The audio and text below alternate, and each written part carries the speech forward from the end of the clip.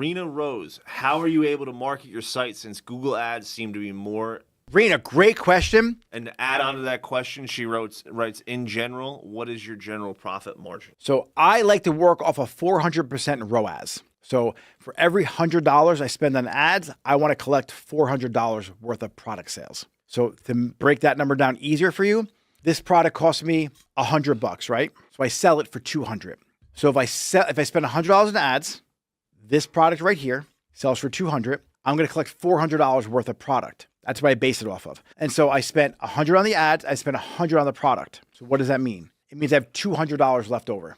All right. So that $200, my margins are typically 50 to 60%, depending if I get the product for a deal or if I have a coupon code. So I'm working on about 50% margins, typically only because I get 20% discounts on my products. Or sorry, 30 to 40% are my margins for online because my margins are 50%. So I got 10% goes to like a coupon code sometimes, and then I build in shipping. So I do free shipping over $75. Then I have a $2 back end handling charge as well. So the profit margin is typically a 30% margin is what you're making when you spend the money. And if you have an ad that goes wild, like sometimes that might be 10% because I'm trying something new. Like this year I tried to sell in Europe and I got obliterated. I got cremated. I spent like 60 grand in 2 months, completely decimated. But lesson I learned a couple years ago, right? Trying to do it in a new market, and I was able to capitalize on it quicker and just backed out. So that was just a big swing and a miss. I tried a new market. I tried to do something new. I wasn't really versed in Europe because Europe has a lot of different laws with like cookies, and it was just difficult. So I had to scale back. But the profit's there. But the best thing about Google is if you Google best salon in New Jersey, best salon near me, best salon in Fairfield, and you have a shopping campaign, like it's called Performance Max, use that campaign to get your salon and products in front of people, and you just narrow the audience down to who your ideal audience, your ideal client is, and the radius around your salon. So you're able to double dip with getting a client and selling a product to those people. Hope that answered your question. It wasn't too drawn out. Anything else? From Sharon, New York, how much do you recommend spending on ads daily? I'd love to meet you. I also told her to DM you. All right, here's the thing. Once you get ads figured out, at a point I was spending like $1,500 a day on ads. Do the math on that. It was like 60 grand a month between both my stores. That's the year we did like $3 million.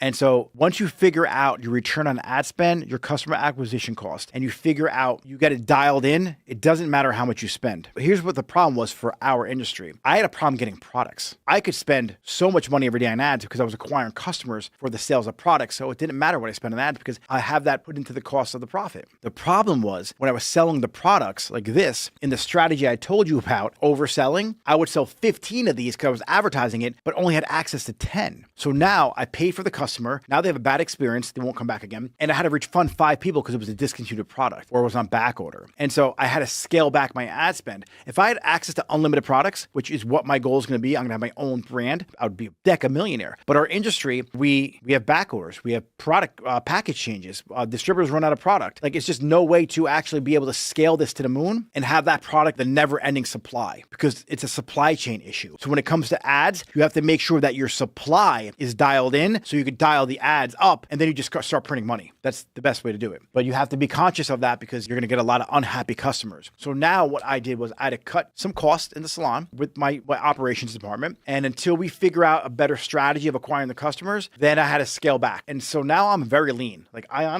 might be at like $50 a day or $100 a day for each one of my e-commerce stores, which is nothing. And I think I'm way more profitable right now. Believe it or not, the money is not an issue. And so I had to shrink down in order to become more profitable because I didn't have the skills or the ability or the infrastructure to acquire the products I needed. And so a much better pace for me right now. And I am going to scale back up again once I build up another nest egg and I start forming better relationships with my distributors. I have contacts all over the US, but it's just shipping gets involved now. Now it's like I'm shipping pallets of shampoo to here. And so I'm just being more strategic on how I'm doing that. But with ads, if you have access to an unlimited supply of a product, it doesn't matter how much you spend on ads. Once you get your ROAS dialed in, spend $10,000 a day, you're bringing in $100,000 a day in sales. So that's how you gauge that. So it's irrelevant to the conversation as long as you're dialed in with your ads.